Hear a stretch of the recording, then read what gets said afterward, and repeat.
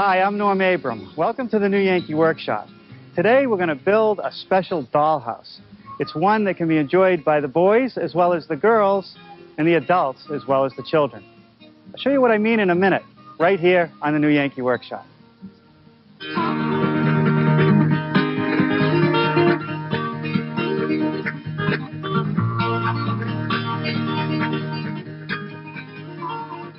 Today we find ourselves in New Ipswich, New Hampshire, at the site of the Barrett House, built in 1800. It's one of the finest examples of Federal-style architecture in all of New England. It's owned and operated by the Society for the Preservation of New England Antiquities. Let's take a look inside.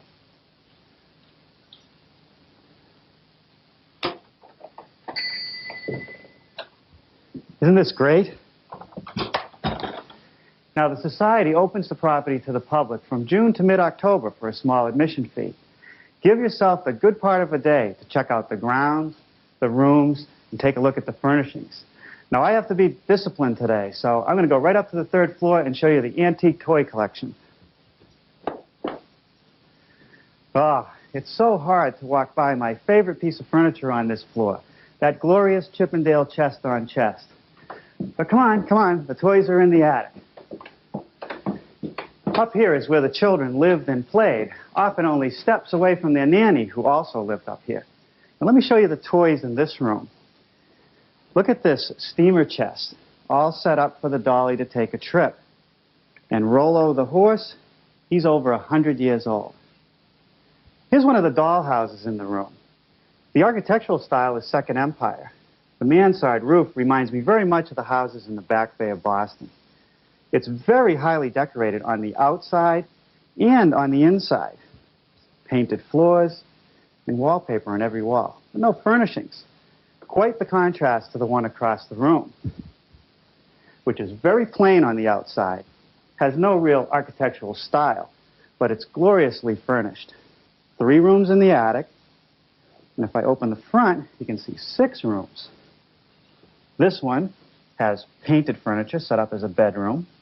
Down below is a parlor with Empire furniture and even an oriental rug. The center hall has a runner that goes up the stair, and this room over here has bentwood furniture, familiar to the Victorians.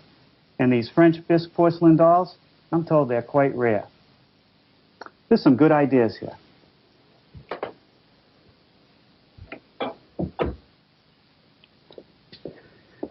Coming up with a design for a dollhouse for the new Yankee Workshop was a real challenge. I had to think long and hard. Here's what I've come up with. Recognize it? You should. It's a true 1/16 model of the new Yankee Workshop. You have a new Yankee Workshop sign, sliding door that leads into the workshop. You can even see some lumber leaning up against the wall. Now, we've designed this for everyone to have fun. If you take off this front roof, you can see into the workshop. There's a workbench, some shavings. You can imagine building all those new Yankee Workshop projects that we've done over the years. If you travel up the stairs at the end of the workshop to an area we don't show you on TV, you'll find a room, a sitting room that we've furnished with shaker furniture. This floor is removable, so you can get down to the lower area where we've set up a kitchen. And if I spin it around a little more, you can see that we've even provided a place for the family car. This project is made mostly from plywood, but not just any plywood. I need one that's good on both sides and has a solid core, because occasionally an edge will show. Now, this is a birch plywood manufactured in, of all places, Russia. It's in the metric format, but in our inches, this would be a full sheet, 60 inches by 60 inches, and just a fraction under a ½ inch thick. Now, before we cut anything, I want to take a moment to talk about shop safety. Be sure to read, understand, and follow all the safety rules that come with your power tools. Knowing how to use your power tools properly will greatly reduce the risk of personal injury. And remember this, there is no more important safety rule than to wear these safety glasses. Now, to get started, I want to cut one strip out of this sheet big enough for the base of our model.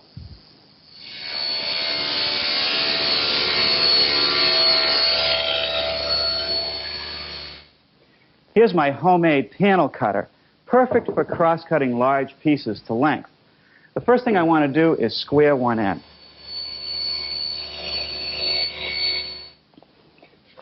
Now I'll flip it, measure it for length, and cut it.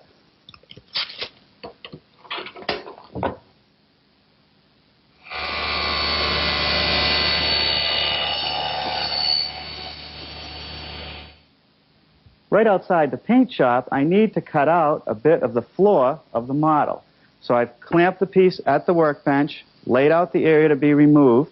I'm going to use a small circular saw and a square to help guide me to make the crosscuts.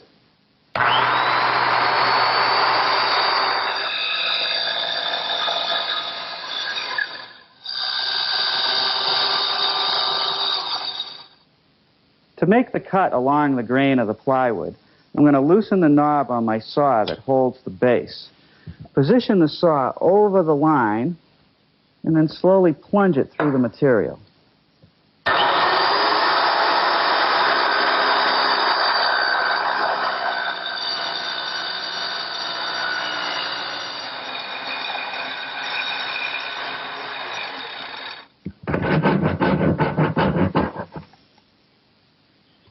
Here's a piece of plywood for the back wall of the shop. At the top edge, it's beveled to meet the slope of the roof. I'll cut that first. I've tilted the table saw blade to 30 degrees and adjusted the rip fence for the correct height.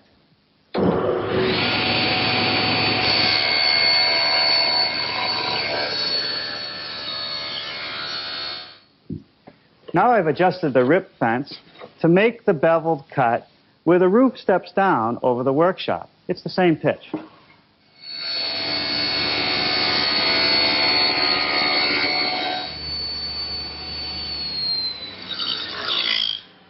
That's all the cross cut I can get with the table saw. I'll finish the rest of it by hand.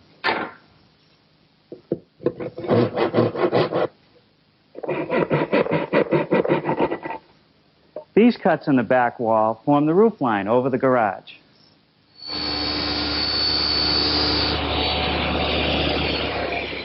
I've just made 2 angle cuts using just my miter gauge, and this will form the gable at the kitchen. The next wall I want to make is this little short wall which extends into the building to help support the floor.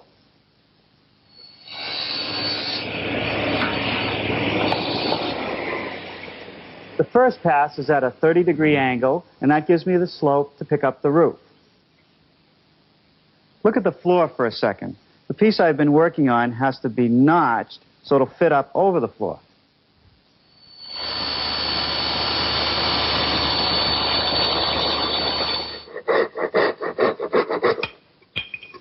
Good.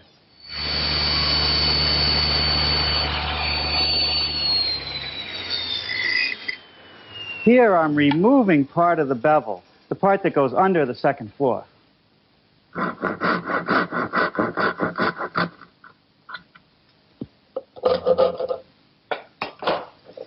This is the piece that forms the south side of the building.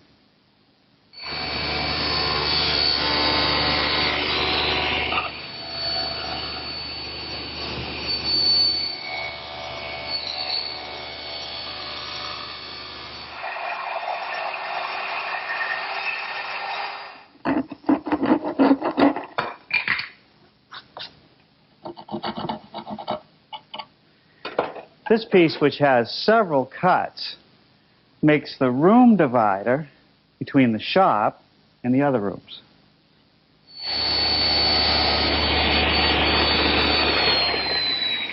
That cut completes 2 gables, the end of the workshop and the gable way down on the other end. The sides of the model are joined to the floor with a rabbet joint. I make that joint over at the table saw using my stacked dado head cutter.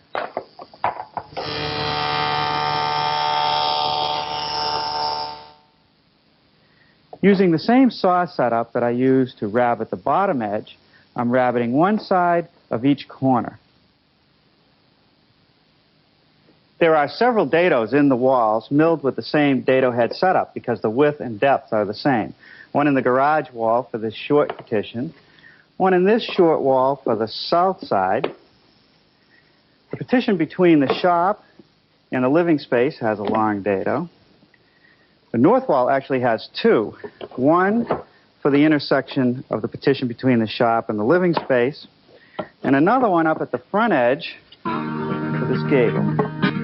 Right, with all the pieces dry fitted together, that looks pretty good. Now for the window and door openings.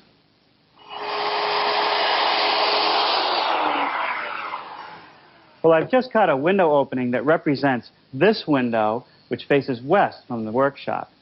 To cut all the window and door openings, I've made a template from 1/4-inch plywood with the variety of sizes. To actually cut the opening, I'm using a router bit with a ball bearing that's above the cutter. The ball bearing rides on the template, and the cutter does all the work. Well, it took me almost 2 hours last night after you left to make the remaining window and door openings with the various templates and my router. This morning I spent some time sanding the inside surfaces, and now I'm ready to start assembly. All I really need is some glue at each joint, and I'll hold it all together with some 1-inch brads.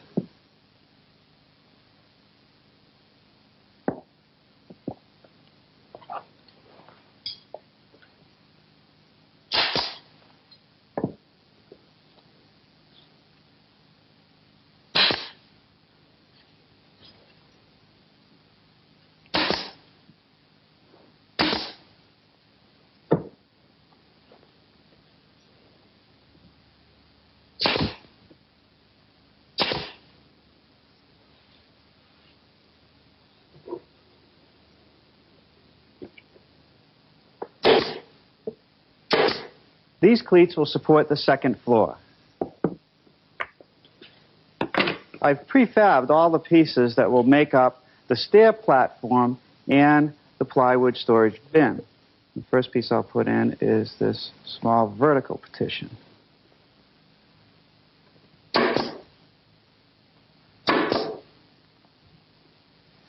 Next is this piece, which is one side of the plywood storage bin. And it goes up against this cleat, which supports the stair platform. Now the other side of the plywood bin.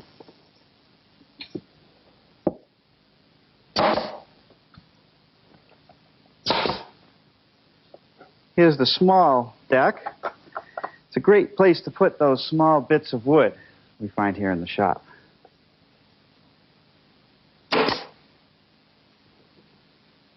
This is the stair platform deck, and it gets a railing.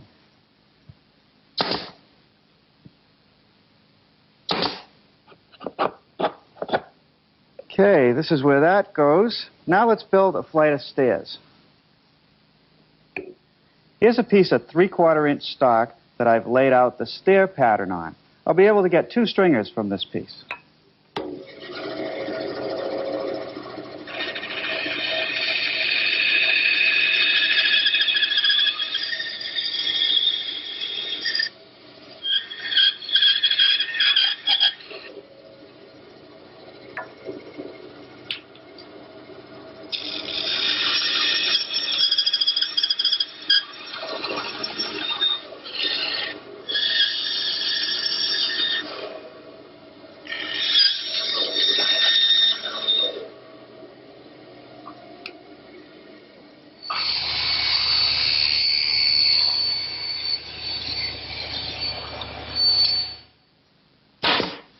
One of the stringers I glue and nail to the wall. The other gets nailed to the rail wall. Once this rail wall is nailed in place, I'm ready for some treads. I think nails might split these pieces if they're close to the ends, and besides that, I can't even get my gun in there. But a dab of hot glue on each end is more than enough.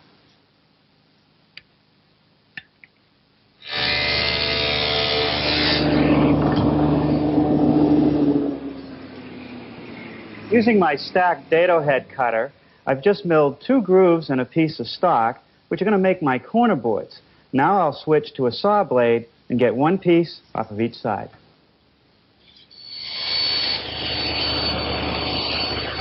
That's what they look like.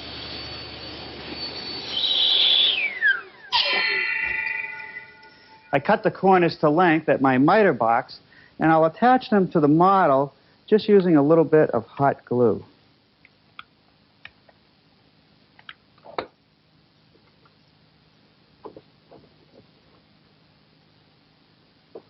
The east roof panel is next. I've beveled both edges where it meets the wall above and at the eave line.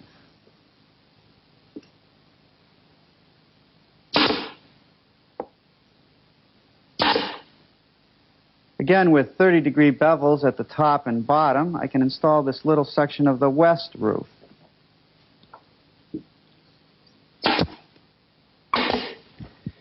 Now we can start working on the shop roof. Look again at the prototype, and I'll show you how the shop roof is supported. On the back, there's a small cleat that I rabbited at the table saw, and that sits underneath here.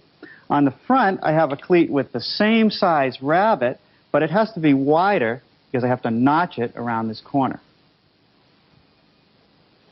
The top is already cut at a 30-degree bevel, the pitch of the roof.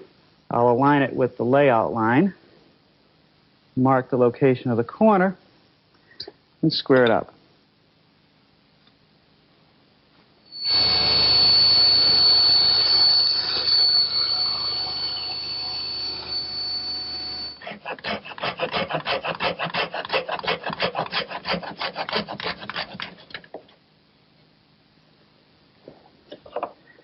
Okay, that fits good around the corner. Now let's trim it for length, and that should be out to the face of the corner board. Let's see, the angle is 30 degrees.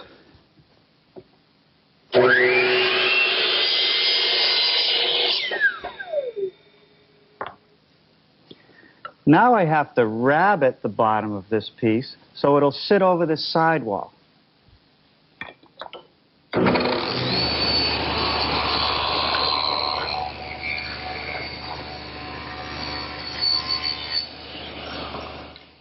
Little adjustment to the rip fence, and I'll raise the blade up to complete the rabbet.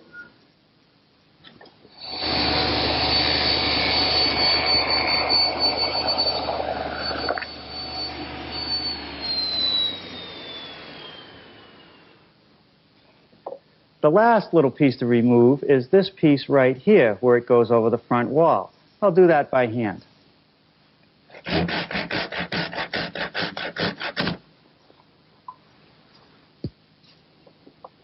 Okay, that fits fine. Some glue and nails.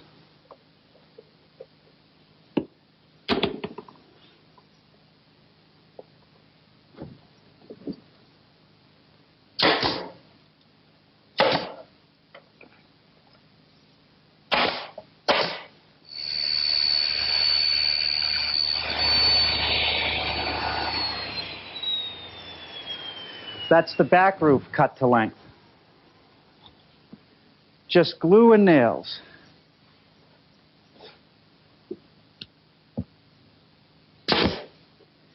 This is the south side of the roof, and this cleat, which is beveled at 30 degrees, is attached with glue and nails, and it keeps the roof from sliding off the slope.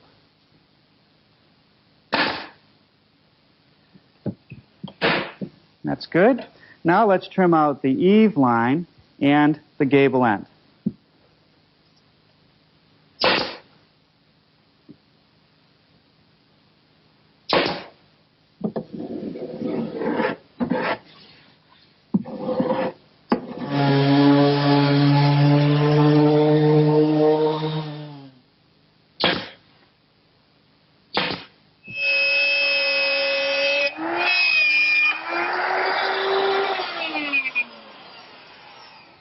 Well, that's one of 3 skylight openings that I have to cut in the north roof.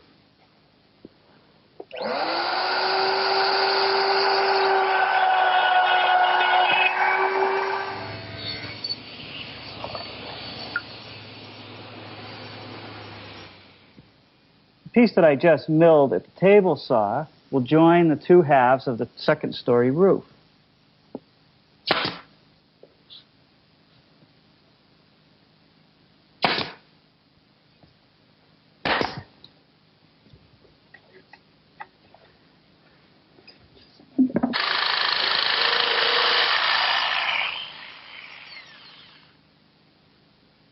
The original shop door has a piece of leaded glass for a window.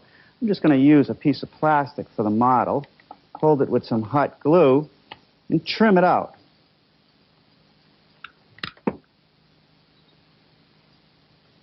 These little bits of redwood simulate the frame of the actual door.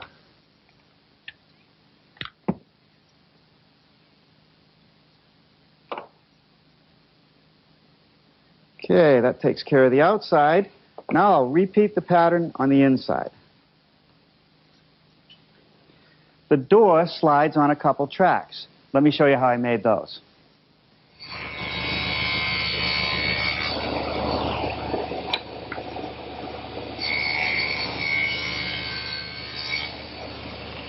All right, that's the first pass. Now I'll move the fence over just a little bit and make the groove wider.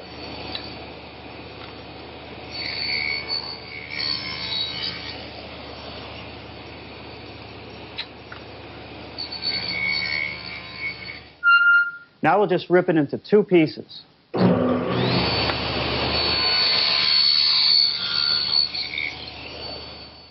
Okay. Well, that takes care of the woodworking. Now for a coat of paint.